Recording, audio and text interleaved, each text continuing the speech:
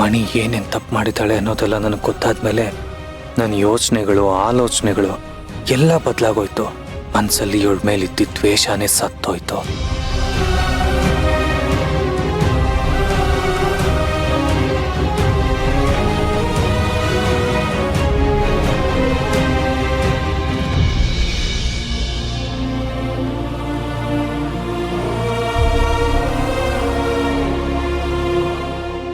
ಇವನ್ಯಾಕೆ ನನ್ನನ್ನ ಒಳ್ಳೆ ನುಂಗು ಹಾಗೆ ನೋಡ್ತಾ ಇದ್ದಾನಲ್ಲ, ಏನಾಯ್ತು ಇವನ್ಗೆ? ಮೀರಾ, ಹೇಳಿ ಸರ್. ಇನ್ಮೇಲೆ ಕೆಳಗಡೆ ಮಲ್ಕೊಳ್ಳೋ ಅವಶ್ಯಕತೆ ಇಲ್ಲ, ಇಲ್ಲೇ ಮಲ್ಕೋಬಹುದು.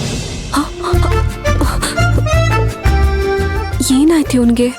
ಹೋ, ಮತ್ತೆ ಯಾವ್ದಾದ್ರು ಹೊಸ ಟಾರ್ಚರ್ ಕೊಡೋದಕ್ಕೆ ಸ್ಕೆಚ್ ಆಗ್ತಿದಾನ ಹೇಗೆ? ನೀವ್ ಹೇಳ್ತಿರೋದು ನಿಜನಾ? ಹೌದು, ನಿಜ. ಹಾಗೆ ಇನ್ಮೇಲೆ ನಿನಗೆ ಯಾವುದೇ ಟಾರ್ಚರ್ ಕೊಡಬಾರ್ದು ಅಂತ ಡಿಸೈಡ್ ಮಾಡಿದ್ದೀನಿ. ಎಲ್ಲ ಸ್ಟಾಪ್ ಮಾಡ್ತೀನಿ. ಅಂದ್ರೆ ಈಗ್ಲೂ ನನ್ ಮೇಲೆ ಪ್ರಿಯಾ ಇದ್ದಾಳೆ ಅಂತ ಅನ್ಕೋತಾ ಇದ್ದೀರಾ? ಛೇ, ಅದ್ ಸುಳ್ಳು ಅಂತ ಪ್ರೂವ್ ಆಯ್ತಲ್ಲ. ನೀನ್ ಮೀರಾ ಅಂತ ನನಗೆ ಚೆನ್ನಾಗಿ ಗೊತ್ತಿದ್ದೇ ಈ ಮಾತು ಹೇಳ್ತಿರೋದು. ಅಂದ್ರೆ ನೀವು ನನ್ನ ಹೆಂಡತಿ ಅಂತ ಒಪ್ಕೋತೀರಾ?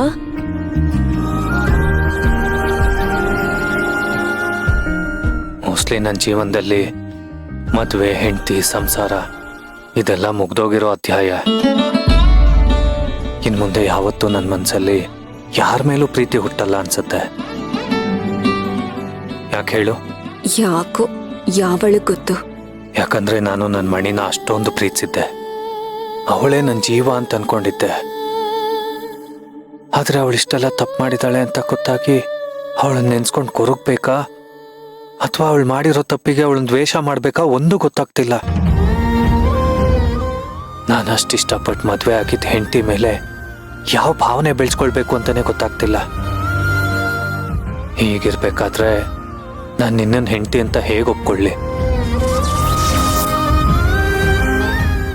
ನೋಡು, ನಾನೆಂಥ ಪರಿಸ್ಥಿತಿಲಿದ್ದೀನಿ ಅಂದರೆ ಮಣಿ ಅಷ್ಟೊಂದು ತಪ್ಪು ಮಾಡಿದಾಳೆ ಅಂತ ನನಗೆ ಅವಳನ್ನ ಮರೆಯೋದಕ್ಕೂ ಆಗ್ತಿಲ್ಲ. ಹಾಗಂತ ಅವಳನ್ನ ನೆನ್ಸ್ಕೊಳ್ಳೋದಕ್ಕೂ ಇಷ್ಟ ಆಗ್ತಿಲ್ಲ. ಇನ್ಮೇಲೆ ನಿನ್ನ ಫ್ರೀಡಮ್ ನಿನಗಿದೆ. ನಾನು ಯಾವುದಕ್ಕೂ ನಿನ್ನನ್ನು ತಡೆಯಲ್ಲ. ಏನ್ ನಿಮ್ ಮಾತಿನ ಅರ್ಥ? ಅದು ಮಣಿನ ನೀನು ಸಾಯಿಸ್ಬಿಟ್ಟಿಯಲ್ಲ ಅಂತ ನಾನು ನಿನಗೆ ಟಾರ್ಚರ್ ಕೊಡಬೇಕು ಅಂತ ನಿನ್ನನ್ನು ಈ ಮನೇಲಿ ಕಟ್ಟಾಕ್ದೆ. ಮಣಿನೇ ಒಳ್ಳೆಯವಳಲ್ಲ ಅಂತ ಗೊತ್ತಾದ್ಮೇಲೆ ನಿನ್ ಮೇಲೆ ದ್ವೇಷ ಸಾಧಿಸೋದ್ರಲ್ಲಿ ಯಾವ ಅರ್ಥನೂ ಇಲ್ಲ ಅಂತ ಅನ್ನಿಸ್ತಿದೆ. ನೀನು ಯಾವಾಗ ಬೇಕಾದರೂ ಈ ಮನೆ ಬಿಟ್ಟು ಹೋಗ್ಬೋದು. ನಾನು ನಿನ್ನನ್ನು ತಡೆಯಲ್ಲ. ಮನೆ ಬಿಟ್ಟು ಹೋಗ್ಬೇಕಾ? ಬಿಟ್ಟು ಹೋಗೋ ಹಾಗಿದ್ದಿದ್ರೆ ಯಾವತ್ತೂ ಹೋಗ್ತಾ ಇದ್ದೆ. ನೀನ್ ಕೊಟ್ಟಿರೋ ಟಾರ್ಚರ್ನೆಲ್ಲ ತಡ್ಕೊಂಡು ಯಾಕೋ ಇಲ್ಲೇ ಇರ್ತಿದ್ದೆ. ಮೀರಾ, ಯಾಕೇನು ಮಾತಾಡ್ತಿಲ್ಲ? ನಾನು ಮಾತಾಡೋದಿಲ್ಲ, ನಾನು ಮಾಡಿ ತೋರ್ಸೋಳು. ಒಂದ್ ವೇಳೆ ನಾನೇನಾದ್ರೂ ನೀನ್ ಹೇಳ್ದೆ ಅಂತ ಮನೆ ಬಿಟ್ಟು ಹೋದ್ರೆ ಆ ಸೇವಂತಿ ಮತ್ತೆ ಅರ್ಜುನ್ ಮೇಲೆ ಸೇಟ್ ತೀರಿಸ್ಕೊಳ್ಳೋರು ಯಾರು? ಅದಕ್ಕಾದ್ರೂ ನಾನು ಇಲ್ಲೇ ಇರ್ಬೇಕು. ಮೀರಾ, ಮಾತಾಡು. ಅಲ್ಲ ಸರ್, ನಿಮ್ ಭಾವನೆಗಳು ಬದಲಾಯ್ತು ಅಂತ ಇದಕ್ಕಿದ್ದಾಗೆ ನನ್ನ ಮನೆ ಬಿಟ್ಟು ಹೋಗು ಅಂತಿದ್ದೀರಲ್ಲ, ಇದ್ ಸರಿನಾ? ಅದು ಹಾಗಲ್ಲ ಮೀರಾ. ಮತ್ತೆ ಇನ್ನೇನ್ ಸರ್? ನೋಡಿ, ನನ್ ಮೇಲೆ ಯಾವ ಭಾವನೆ ಇದೆಯೋ ಗೊತ್ತಿಲ್ಲ. ನಿಮ್ ಪ್ರಕಾರ ನಾನು ಒಳ್ಳೆಯವಳು ಅಲ್ದೇ ಇರ್ಬೋದು, ಆದ್ರೆ ನಾನು ಕೂಡ ಒಂದ್ ಹೆಣ್ಣು. ಇಷ್ಟ ಇಲ್ದೆ ಹೋದ್ರು ನನ್ ಕುತ್ತಿಗೆಗೆ ತಾಳಿ ಕಟ್ಟಿದೀರಾ. ನೀವಿಷ್ಟೆಲ್ಲ ಟಾರ್ಚರ್ ಕೊಟ್ರು ತಡ್ಕೊಂಡು ನಾನು ಇಲ್ಲೇ ಇದ್ದೆ. ಯಾಕೆ ಗೊತ್ತಾ? ನಿಮ್ ಮೇಲೆ ಭಯ ಅಲ್ಲ ಸರ್, ಸಮಾಜ ಏನ್ ಮಾತಾಡ್ಕೊಳ್ಳುತ್ತೋ ಅನ್ನೋ ಭಯಕ್ಕೆ. ಇದ್ದಕ್ಕಿದ್ದ ಹಾಗೆ ನನ್ನ ಮನೆ ಬಿಟ್ಟು ಹೋಗು ಅಂದ್ರೆ ಸಮಾಜ ನನ್ನ ಯಾವ ತರ ನೋಡ್ಬೋದು? ನಾನ್ ಹೊರಗಡೆ ಹೋದ್ರೆ ಜನ ನನ್ನ ಯಾವ ತರ ಆಡ್ಕೋಬಹುದು ಅಂತ ಒಂದ್ಸಲಿನಾದ್ರೂ ಯೋಚನೆ ಮಾಡಿದೀರಾ?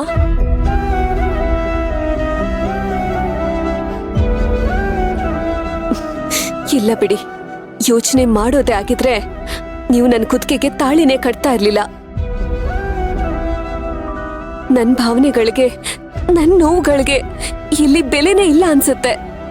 ಮೀರಾ, ನನ್ನ ಮಾತು ಕೇಳು. ಪ್ಲೀಸ್ ಸರ್, ನೀವು ದಯವಿಟ್ಟು ಏನು ಮಾತಾಡ್ಬೇಡಿ.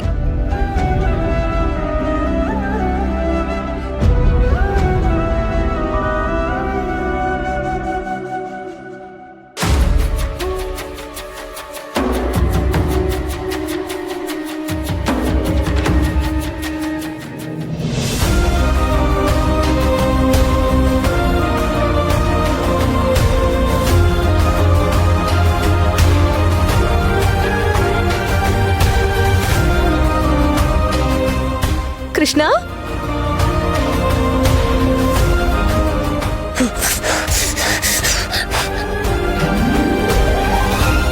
ಅಮ್ಮ ನೀನ್ ತುಂಬಾ ಬಿಸಿ ಇದ್ಯಾ, ಸುತ್ತ ಇದ್ಯಾ? ಭಾವ ನೀವು ಮುಟ್ಟಿ. ಹೌದು ಅದಕ್ಕೆ, ನೀವು ತುಂಬಾ ಬಿಸಿ ಇದ್ದೀರಾ. ನೀವ್ಯಾಕ್ ನನ್ನಿಂದ ದೂರ ಹೋಗ್ತಿದ್ದೀರಾ ಅನ್ನೋದನ್ನ ನನಗೆ ಹೇಳಲೇಬೇಕು ಸರ್. ಯಾಕಂದ್ರೆ ನೀನು ನೋಡಿದ್ರೆ ದೇವಿ ನೋಡ್ದಂಗ ಆಗತ್ತೆ. ನಿನ್ನ ನಾನು ಮುಟ್ಟಿದ್ರೆ ನಿನ್ ಜೊತೆ ತಪ್ಪಾಗಿ ನಡ್ಕೋತಿದ್ದೀನಿ ಅನ್ನೋ ಭಾವನೆ ನನ್ನನ್ನು ಕಾಡುತ್ತೆ.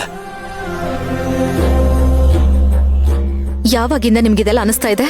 ನೀನು ಏನೇನೋ ಸಾಧನೆ ಮಾಡ್ಕೊಂಡು ಬಂದಿಯಲ್ಲ, ಅವಾಗ್ಲಿಂದನೂ ನನಗೆ ಹೀಗೆ ಅನಿಸ್ತಾ ಇದೆ. ನನ್ನೊಳಗಡೆ ಇರೋ ಅಖಂಡ ಶಕ್ತಿಗಳಿಂದ ನನ್ನ ಗಂಡನ್ಗೆ ತೊಂದರೆ ಆಗ್ತಿದೆ. ಅವ್ರಿಗೆ ನನ್ನ ಹತ್ರ ಬರೋದಕ್ಕಾಗ್ತಾ ಇಲ್ಲ ಅಮ್ಮ. ನಾನು ಈ ಅಖಂಡ ಶಕ್ತಿಗಳನ್ನ ಸಿದ್ಧಿಸ್ಕೊಂಡಿದ್ದೆ ನನ್ನ ಗಂಡ ಮಗುಗೋಸ್ಕರ, ಅವ್ರನ್ನ ಉಳಿಸ್ಕೊಳ್ಳೋದಕ್ಕೋಸ್ಕರ. ಅವ್ರಿಗಿದ್ರಿಂದ ತೊಂದರೆ ಆಗ್ತಿದೆ ಅಂದ್ಮೇಲೆ ನನಗೆ ಶಕ್ತಿಗಳೆಲ್ಲ ಯಾಕೆ ಬೇಕು?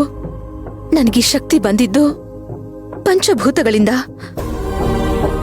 ಭವಾನಿ ಅಮ್ಮ, ನಾನು ಈ ಶಕ್ತಿಗಳನ್ನ ಮರಳಿ ಪಂಚಭೂತಗಳಿಗೆ ಅರ್ಪಿಸ್ಬೇಕು ಅಂತ ಅನ್ಕೊಂಡಿದ್ದೀನಿ. ನನಗೆ ಈ ಶಕ್ತಿಗಳಿಗಿಂತ ನನ್ನ ಗಂಡ, ನನ್ನ ಮಗುವಿನ ಭವಿಷ್ಯನೇ ಮುಖ್ಯ. ಓಂ ದೋಂ ದುರ್ಗಾಯೇ ನಮಃ. ಓಂ ದೋಂ ದುರ್ಗಾಯೇ ನಮಃ. ಭವಾನಿ ಅಮ್ಮ, ಹೇಳು ಮಗಳೇ.